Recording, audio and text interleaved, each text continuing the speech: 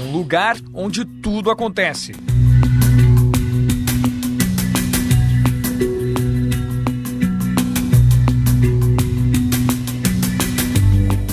Por dia, cerca de 8.000 passageiros embarcam e desembarcam no Aeroporto Internacional Eduardo Gomes.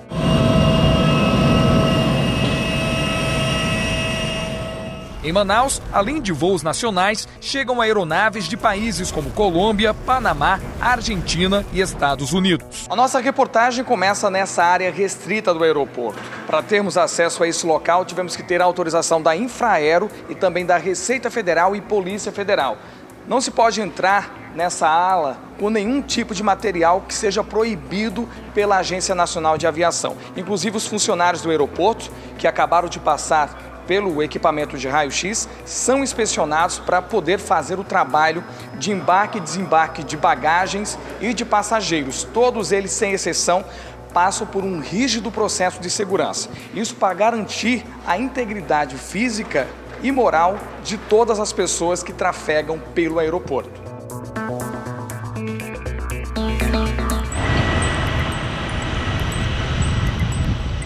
Mercadorias de várias partes do mundo chegam a Manaus diariamente a bordo dos cargueiros. O aeroporto possui 3 terminais de carga aérea, capazes de exportar 30.000 toneladas de bens de consumo, produzidos e exportados da Zona Franca de Manaus. Quando as portas do avião se fecham nos Estados Unidos, a Receita Federal de Manaus tem em mãos uma lista completa com informações de todos os que estão a bordo. 8h da manhã. O voo internacional vindo de Miami, na Flórida, chega a Manaus com 190 passageiros. O trabalho da Receita Federal vai além da procura por sonegadores de impostos. Passa também pelo combate ao tráfico internacional de drogas. Esse voo acabou de chegar dos Estados Unidos. Essas bagagens todas estão sendo levadas para um lugar diferente hoje, especificamente para fazer um trabalho da Receita, de verificar o que está dentro de cada uma das malas. Agora está mais um carrinho parando aqui, as bagagens descendo e tudo isso sendo acompanhado de perto pelos agentes. Inclusive um agente canino, o nome dele é Odin, e ele é um cão preparado para esse tipo de operação.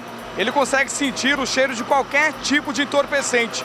Inclusive, se a pessoa tiver ingerido algum tipo de entorpecente poucas horas antes da viagem, ele consegue identificar. E a gente está acompanhando esse trabalho de perto. Daqui a pouquinho ele irá mais uma vez se aproximar das bagagens que estão descendo e fazer a verificação olfativa. O trabalho tem que ser cotidiano e frequente. Quer dizer, nós temos um só cão, provavelmente até o final do mês recebamos um segundo. E aqui, qualquer voo, principalmente voo doméstico, é de risco.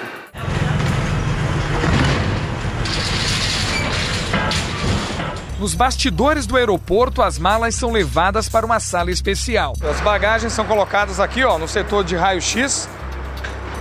E depois de inseridas na máquina, as imagens são computadas aqui.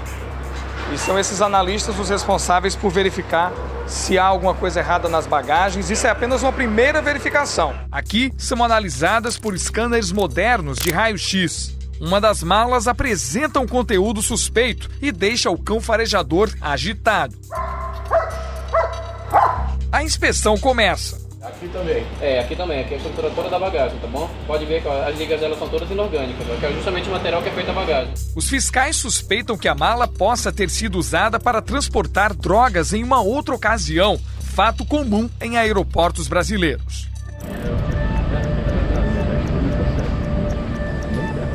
As malas seguem para as esteiras do aeroporto, onde são recuperadas pelos passageiros. A decisão de declarar ou não bens que ultrapassem $500 é individual. Mas se o passageiro tiver alguma dúvida, tem placas por todo o aeroporto informando que produtos ele pode entrar sem declarar.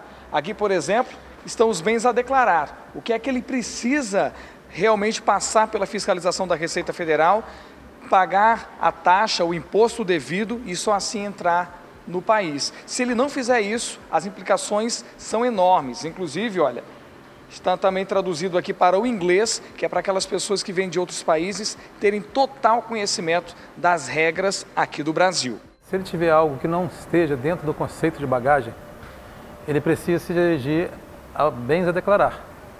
Por quê?